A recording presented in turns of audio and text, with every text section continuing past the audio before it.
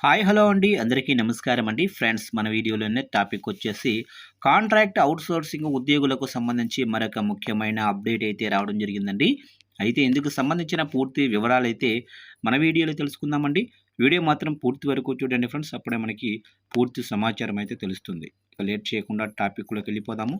ఇక కూటమి ప్రభుత్వం అనుసరిస్తున్న ఉదాసీన వైఖరిపై ఉద్యోగ సంఘాలు ఆగ్రహం వ్యక్తం చేస్తున్నాయి.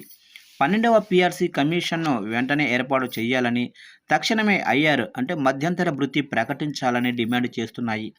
ఇక హామీలను అమలు చేయకపోతే ఉద్యమాలు తప్పవని హెచ్చరికలు జారీ చేశాయి. భవిష్యత్తు పోరాటాలకు సిద్ధమవుతామని నాయకులు తెలిపారు. పెరుగుతున్న ధరల వల్ల ఉద్యోగులపై తీవ్ర ఆర్థిక భారం పడుతోందని, ప్రభుత్వం ప్రధాన ఆర్థిక అంశాలపై స్పష్టమైన నిర్ణయం తీసుకోకపోవడంపై దారుణమని పేర్కొన్నారు.